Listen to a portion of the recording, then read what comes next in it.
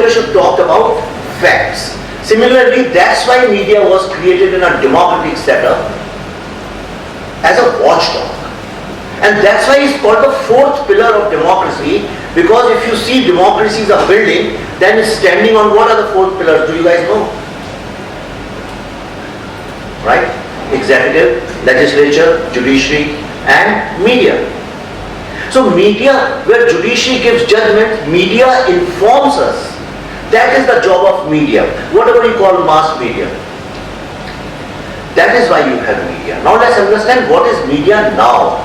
What we understand is media. When we say media, what do we understand? Normally, 9 out of 10 people, if you ask them what is media, what is the first image which comes to your mind when I say media? Anybody? Journalists. Honestly, the prime time TV news. All the debate which you see in the news, we think that is media.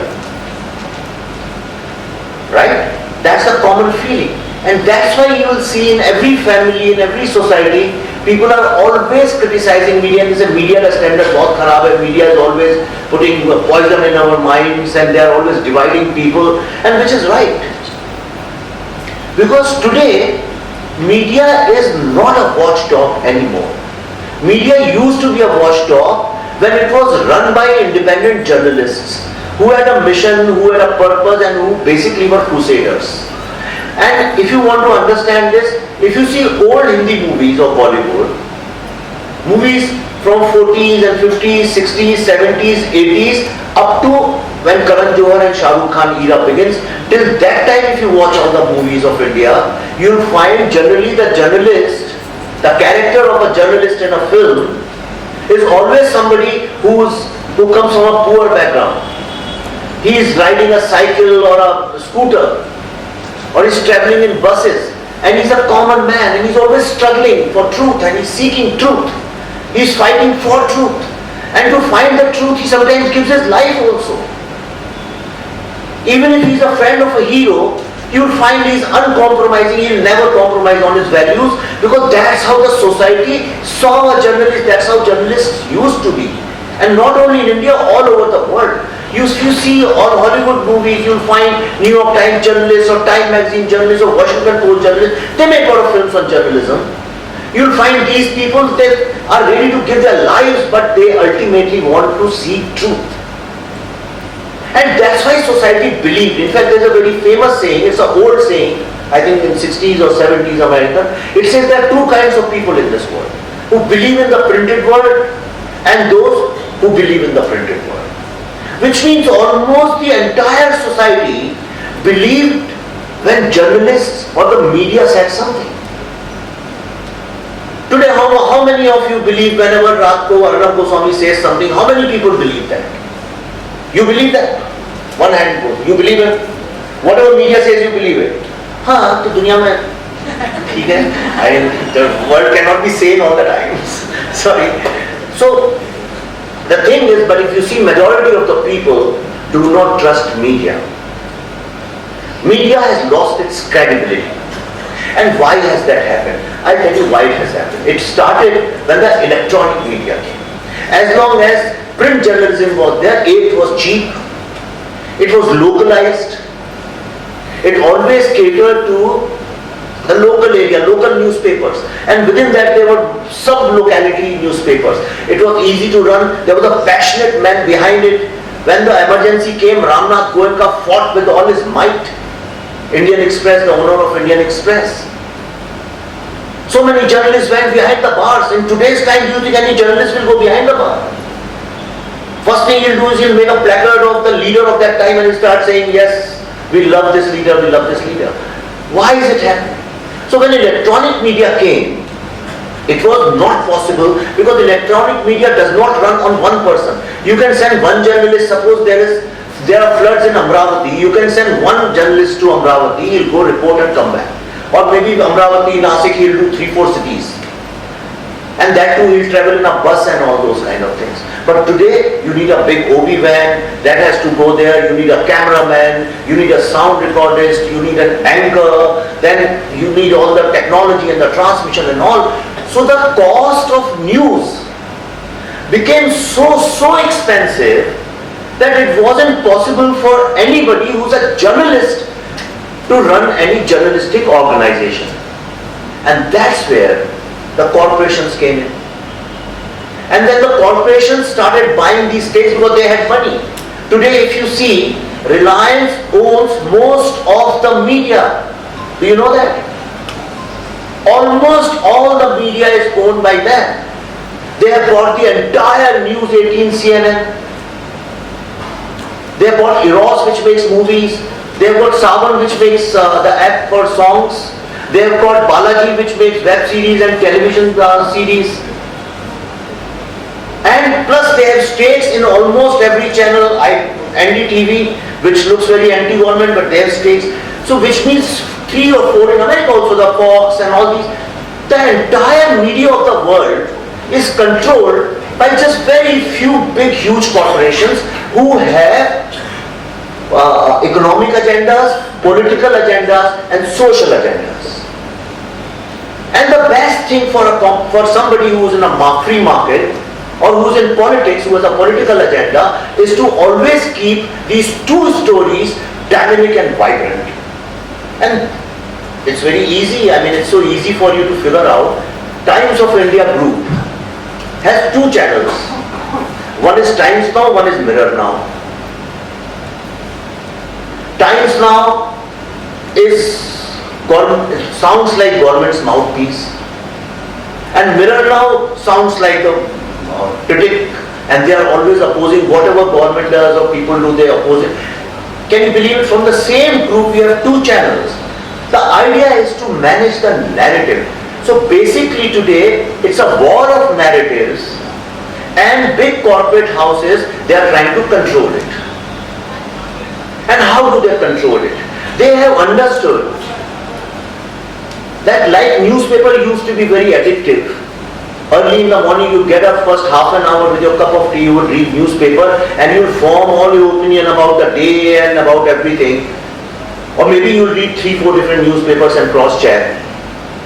But today, television is there 24/7.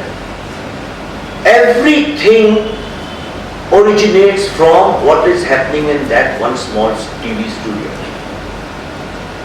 Early in the morning a news comes, the entire country starts debating that, then the second one comes, and all these news are fabricated, most of them are manufactured. I'll tell you how it works. The thing is, these television channels and most of the newspapers now these days cannot, cost of news is so expensive, they cannot have their staff everywhere and do everything. So the best thing is, get 8 or 10 people in your studio and let them debate on whatever the issue. Because all of us love Big Boss.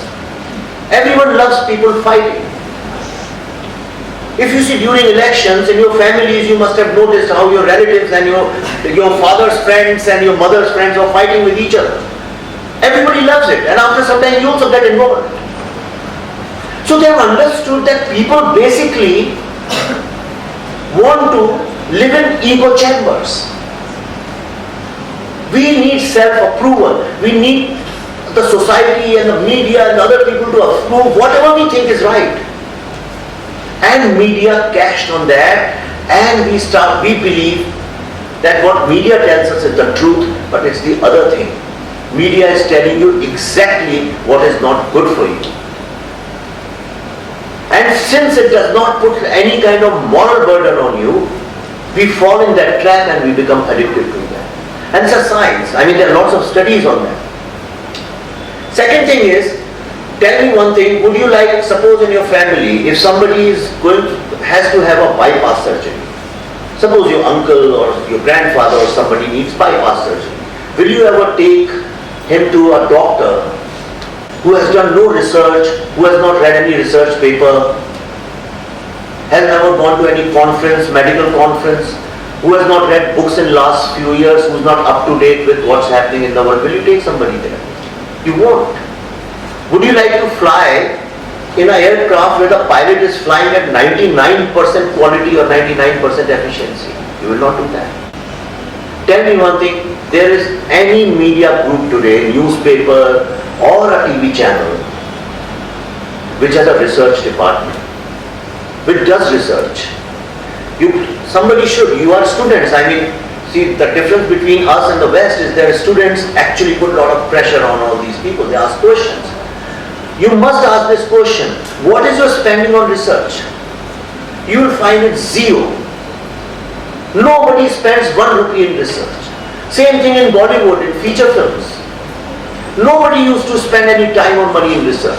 What they used to call research was get 4-5 books or talk to 3-4 people and say we have done a lot of research. And that's why you will find that very often heroes, suppose some hero from here is playing a role of UP Wala, so they'll say I did a lot of research for this character, and that research basically is one guy who can speak up. He goes to their house and spends some time with them and they say we have done a lot of research. But that's not research and development. How can any business, any industry grow or become credible if they are not spending money on research? So our media, there is no research. Another thing is the first principle of journalism is facts first, narrative later. Which means if something happens, suppose there's a crime which takes place and somebody is being killed. Media's job is to tell you the fact that yesterday at 9 p.m. at this and this place somebody was killed and police is investigating. That is the media's only job.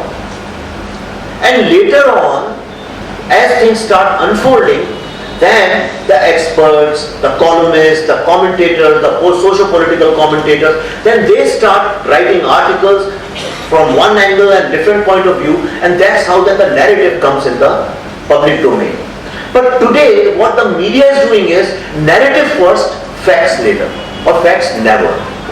That's why you will find whenever some event takes place, breaking, and you find everybody is talking about that. 2 days later, nobody knows what happened in that case.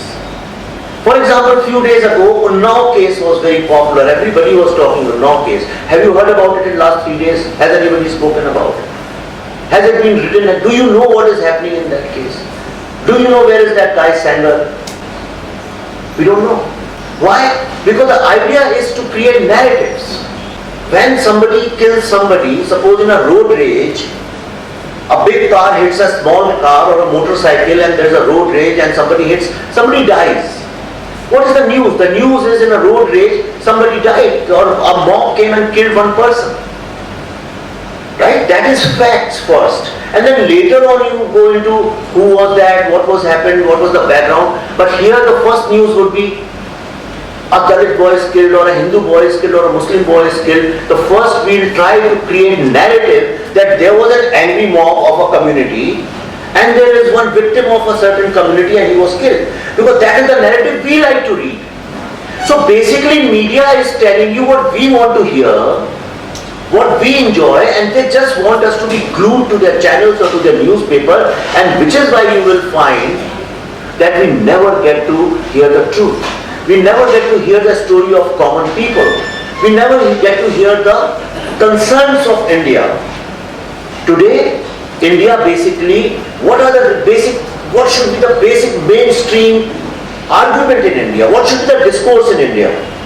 The discourse should be how we get rid of inefficiency, how we become more productive, how the youth of this country becomes more enterprising. How do we encourage and promote innovation? India is so rich in jugaad, all of you know that, right? The same jugaad is called innovation. But we think innovation is something which only IIT students do. But innovation is something we are born with. Think about your own childhoods. When you were young kids and your mother left you somewhere, even when you were 4, 5, 6, 7, imagine how you invented a new game, new characters, didn't you? That's because you were innovative. But what we enjoy is gossip. इसने इसको गाली दी, उसने उसको गाली दी, अभी ये हो गया, वो हो गया. Then we want to move on to the next thing, because this is the age of a fleeting information. Because we have social media, we are moving from one post to another. So our mind also has got now so trained that we need to move from one news to another, and that is where media is encashing it. Another problem is that media exploits Though media talks about that upper caste exploit lower caste, majority exploits minority, but we should also question media.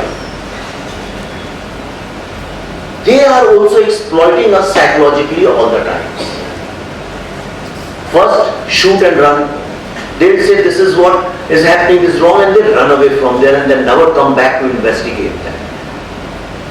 Second thing is, the middle class loves to see the destruction of successful people.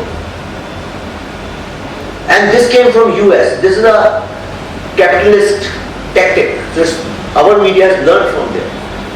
So strategically what American media, when they realized that TRPs were going down or their ratings were going down, so very systematically some top TV channels, they conducted a huge research and they found out the most popular stories are when some successful or powerful icon or a person or a company or a brand, today you say Colgate, if somebody attacks Colgate, everybody will get interested. And the more you destroy the brand, more interested you get. But if somebody talks about some small local brand, nobody would be interested. Because most of us feel that these people have reached there because of corruption, they have reached there because of variety of reasons, the nepotism, and that's a general feeling amongst middle class, and they exploit our feeling. So they are as exploitative as anybody else. And for these reasons, if you see, their list is long and long. Second thing is the people who sit there as anchors, TV anchors at night, very often we call them journalists. They are not journalists, they are anchors. They read from a script. On their ears they are fed what to tell. They say this thing, they give them statistics, they keep saying. Plus they have a laptop which also reads all the statistics.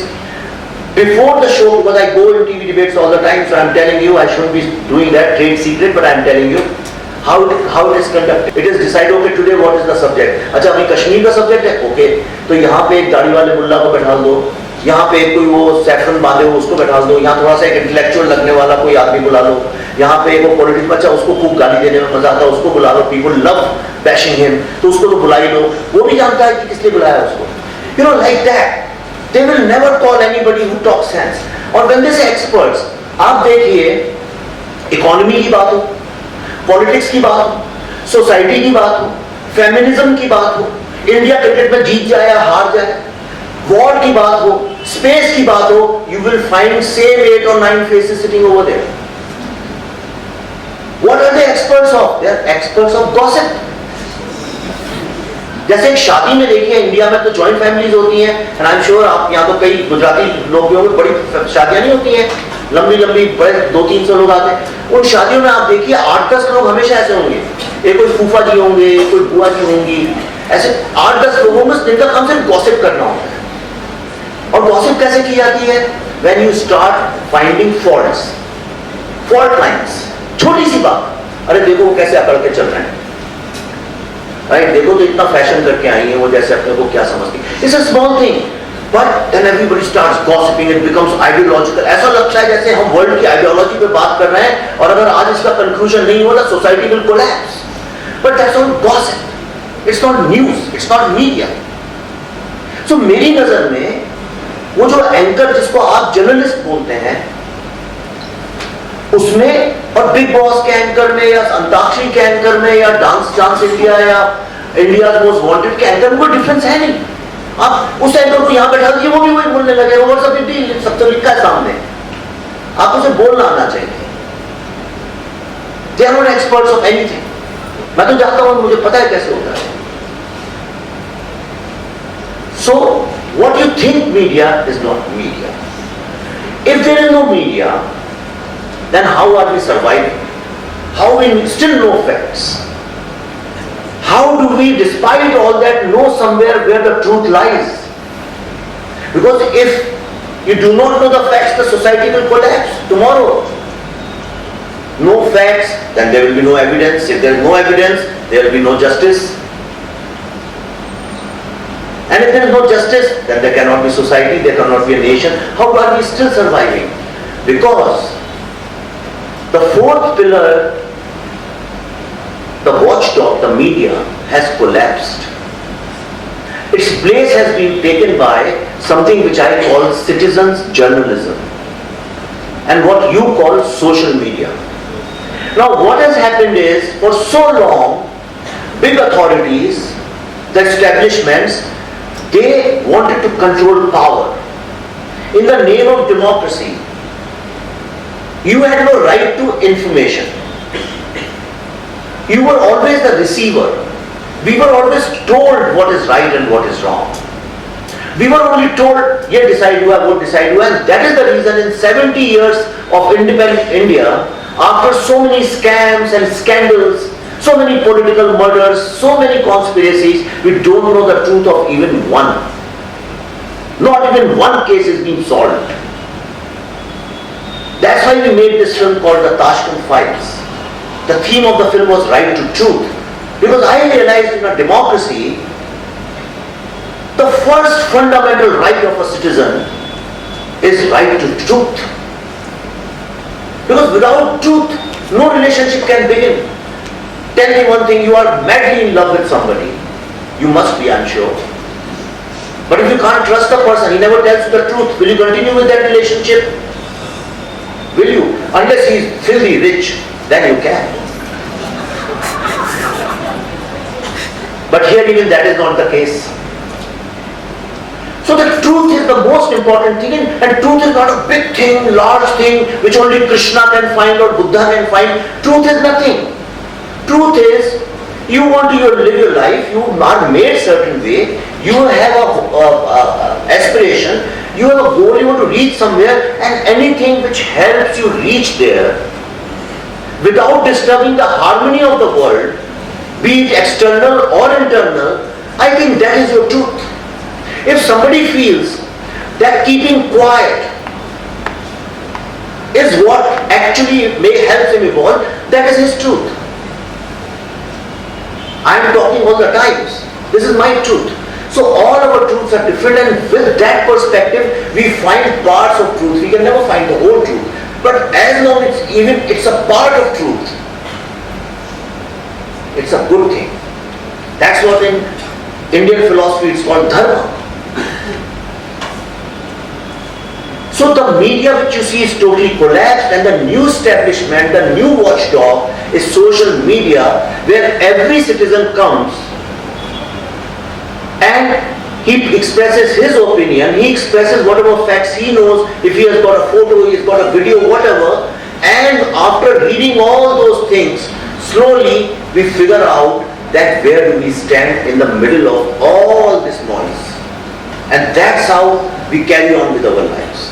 So what we need to understand is that a new India will not be built on the old establishment.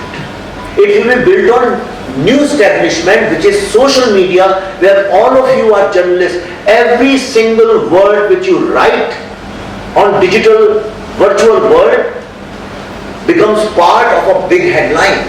So whenever you write something, you've got to be very responsible and you've got to be very careful. You may feel that nobody is liked it. पांच छह लोगों ने तो like किया, इससे क्या फर्क पड़ता है, लिख दो. मेरे तो वैसे भी followers नहीं है, क्या फर्क पड़ता है, लिख दो. It doesn't work like that. What you are thinking? Somebody can just take a screenshot, and that screenshot can go to millions of people. Somebody can put on WhatsApp and it can go to millions of people.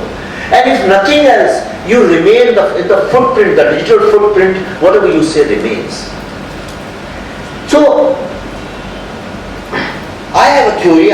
I've told you what is the new media, what is new India. Everybody is talking about new India.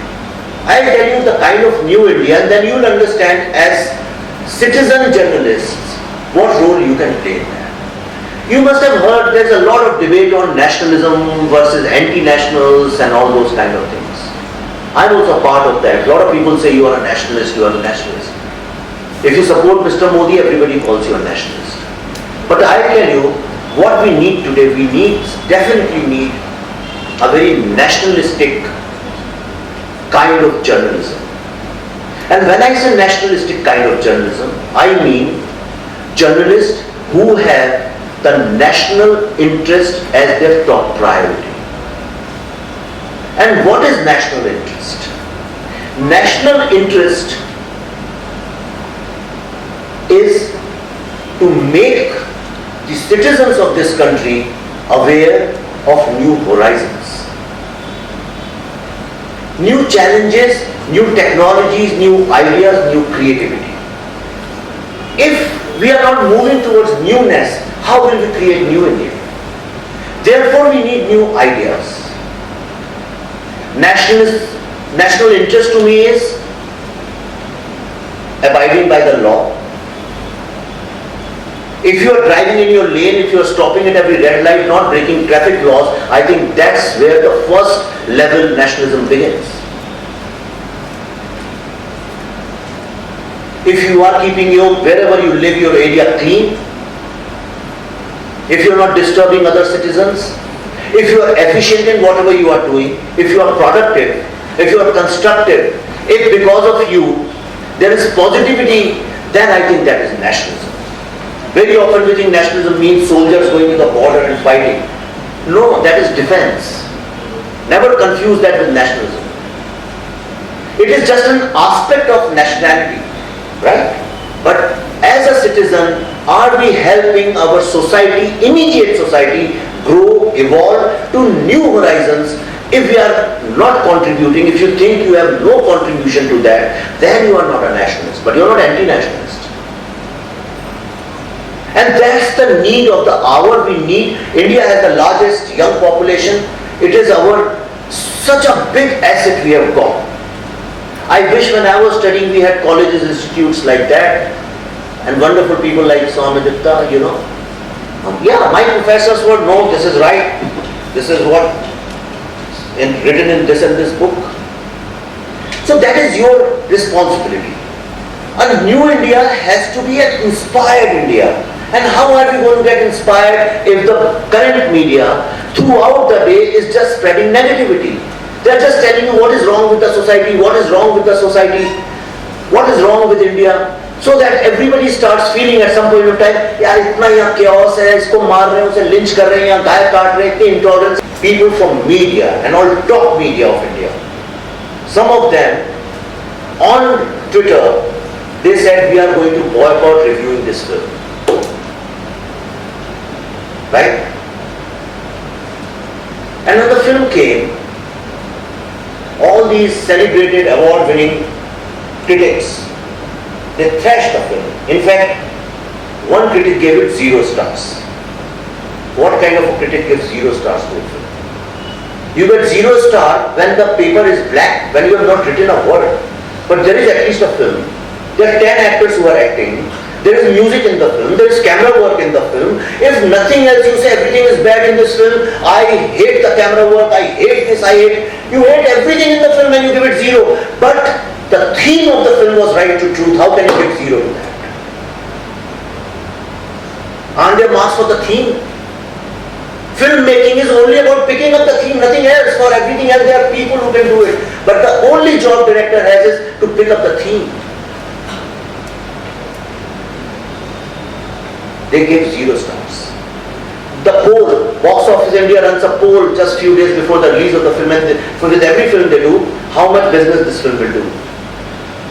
Normally, they begin with 3 crores, even if the film is like, nobody knows about the film, small films that start 3 crores, 5 crores, 7 crores. In our case, the 4 options were 25 lakhs, 50 lakhs, 75 lakhs and 1 crore 25 lakhs, something like that. The other day I was talking to Rajneesh and he was also laughing. He said, we didn't expect. People had written it off. They said, Monday this film will not be there. Talang came, our shows increased. Talang shows decreased. Immediately next week came, Endgame. He survived. Then came Student of the Year. But students of that year went to see Tashkent Files, which everybody said, young people, students of India don't know anything about Lal Bahadur Shastri, therefore they will never go to see your film. But the students chose this film. Then came Ajay Devgan's film. Then came another Arjun Kapoor's film. Then everybody, films kept coming, big, huge films. Even the biggest fear was, in fact, I'll tell you what, I knew, in fact, I told everybody that this film definitely will run for 50 days. I was scared when I said it will run till the time Bharat comes, which is the biggest film of this year, means huge. You can't be bigger than that. We survived. We ran for 100 days. And then we ran for another 14-15 days. So 114 days, I think, almost something like that.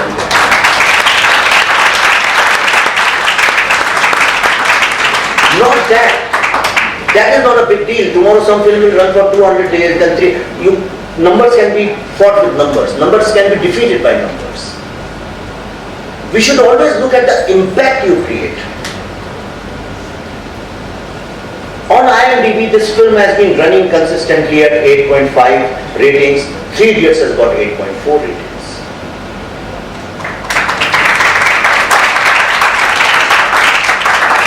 And this film, I got a call from IIM Ahmedabad, and they have officially included this in their textbook, in their curriculum, as a case study on how to make films based on research and how to disrupt the entire marketing process, and without any marketing support, without zero monies on advertising and promotion, how can you do this film? There are, with a lot of pride I am telling you, there are 20 small groups in different universities and campuses of India and USA, including Purdue University. You know, Purdue is one of the finest universities of the world. There are groups of students who are running groups called Right to Truth, which is the theme of this film. That is the impact of this film. So whatever is your story, don't worry whether you have money or not. If you have good handwriting, whether you write with a good pen or a bad pen, you always end up writing in good handwriting. So alone, resign from Bollywood without anybody's support, no money to market the film. We did these 2 films only on the strength of social media, because people definitely understand when you are honest, when you are not. They connect with your honesty. And that's why when you will say something which is your story, and since it's your story, it is the only story in the world, it's the unique story which nobody else can tell, people will listen to your story. But as students of journalism and media, what you need to understand is just having story is not enough. To articulate it, to present it is also very important. And that's why we come to college, to learn that technique. What you have to learn here is the technique, but the stories have to be yours, based on your experience. And that's why I always narrate one story. Very often we see, okay, life में success क्या है, हम कहाँ जाएंगे, इसका क्या answer है, you know, all those things you are always thinking. What's next, what's going to happen? And we keep asking this question to others, you know, and we are looking in the wrong place. Before closing, I'll just tell you one small anecdote, it's my favorite. Have you heard of Mullah Nasruddin? Mullah Nasruddin was a Turkish philosopher,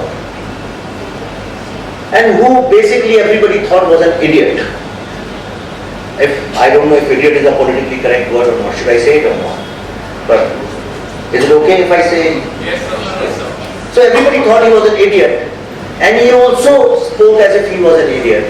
But in that, he also conveyed some very deep life messages.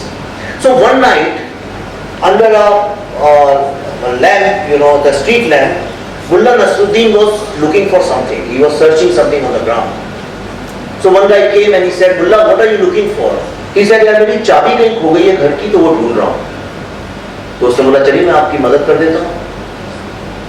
फिर दूसरा आदमी आया, ये दोनों ढूंढ रहे थे. उसने, अब क्या हो गया भाई? तो he said, मुल्ला की चाबी खो गई है. कहता, let me also help you. Now slowly everybody came and the entire village came over there and everybody started looking for Mullah's चाबी. उनके घर की चाबी सब ढूंढने लगे. ढूंढते ढूंढते रात निकल गई, सुबह हो गई. जब सुबह सूरज निकल आया, then everybody said, अरे मुल्ला, we have searched everywhere, where is your key? तो he said, यार एक्चुअली चाबी तो पीछे वहाँ गार्डन में गिर गई थी, लेकिन चूंकि लैंप यहाँ पे था, तो यहाँ इसलिए ढूंढने आ गया. And this is a very serious life message.